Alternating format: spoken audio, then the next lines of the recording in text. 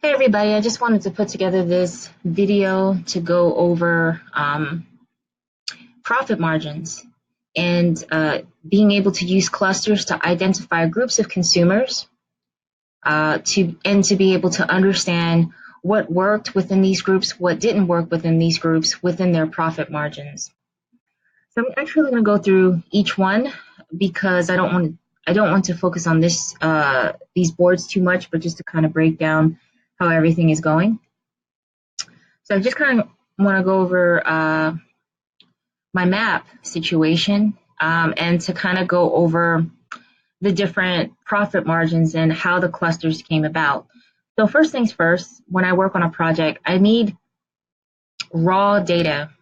I need as much information as possible, and I need the data to be as granular as possible, because what I'm going to be doing is being able to group consumers based on several different factors. So here I was able to group by state because I had a field in my data set that indicated the state, whether it was the billing or the shipping address of the consumer. So I'm able to, get all of that information and tie that in because of the granularity. So all those states that are in the negative are actually in parentheses. But we'll get into that later. And this is actually done on a profit margin formula that was put in. So here is another way of looking at this, but in a different way. What this is, it's grouping people based on the K-means algorithm. And each of my groups, this is factoring in profit against the amount of sales revenue, and is factoring all these little dots, which I can't hover over because it's going to show the name of all of the products that are factoring into this equation. Now, I won't get too much into what we just looked at, but this right here is a view of these clusters here, but in a different format that's easier to digest from this particular lens. From this particular lens, we're looking at the three different clusters and groups from all the variables that I had mentioned. And this top row is actually the sales revenue. So cluster one had pretty much almost less than a 1% profit margin out of $732,000 in sales. Now, let me explain that these profit margins aren't after marketing ad spend. This factors in several other factors, such as shipping costs, marketing expenses, and other expenses that are tied into these particular products. And this is also not the customer view. This is simply clusters that are built on performance from the product point of view. So my second cluster is the most successful cluster with $882,000 in sales revenue, with $226,000 in actual profit. So that's around a 25% profit margin. Now, cluster three, we have $311,000 in sales revenue with $35,000 in actual profit, which is closer to 11% profit margin. So based out of this, we can see that our two successful clusters are both cluster two, cluster three. Now, cluster one, of course, there can be many different varying reasons. Before you start shutting off ads, there are several other layers you have to look at, such as, what states were these ad campaigns run in? What cities? Because you may find that half of this may actually, if you cut out half of this, it may actually give you a profit margin, because there may be specific states where the ads just aren't effective.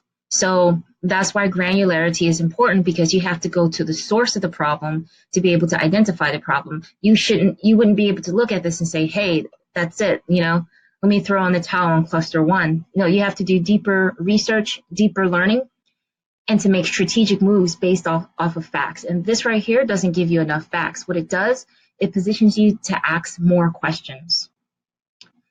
So here I have my map of clusters, right?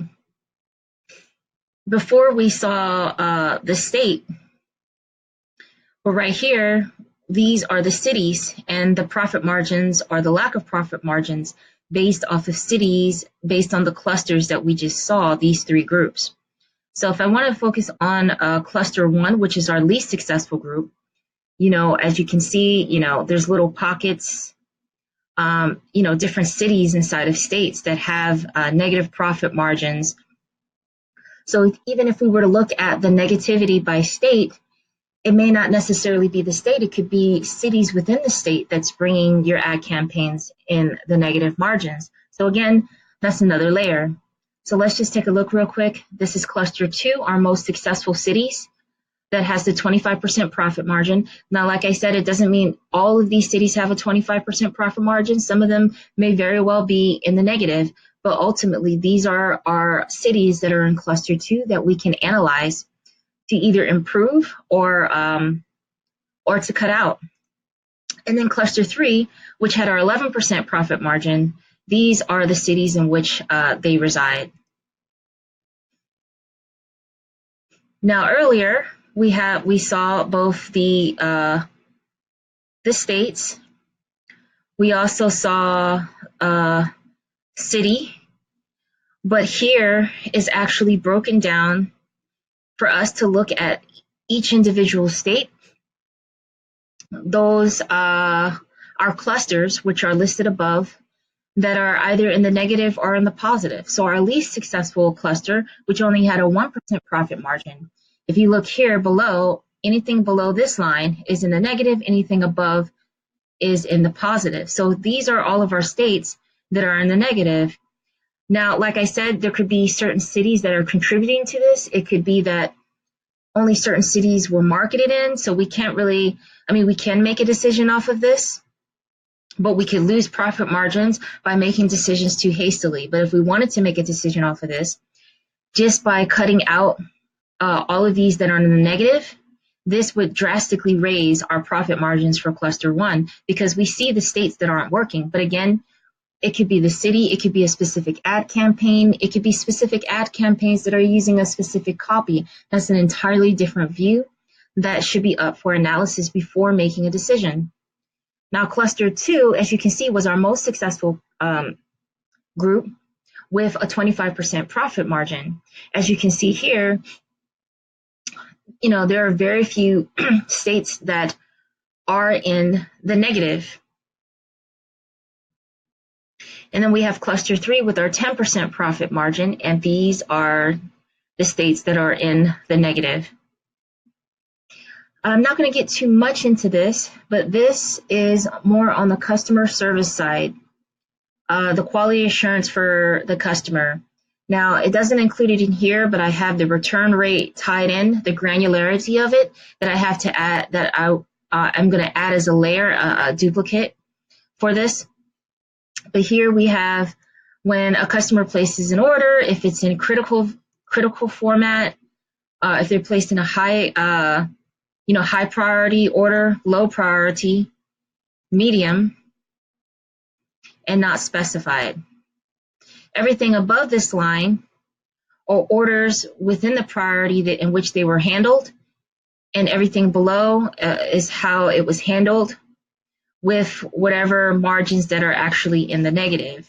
So there's not enough information for this at this time, but it gives you information to a degree to understand profit margins and how it was affected by how the order was handled. So let's go back to our all view. So I already showed this board. So this board is primarily for an analyst, and I get it. Sometimes some people, they're not going to understand all of this stuff, and I get it. But at the end of the day, for a client, if I'm going to show a client, I'm going to show them, hey, this is how much profit you earned. This is how much that you, what can improve. These are the successful groups. This is the analysis. This is the strategy that I'm going to implement. This is why I'm going to implement that.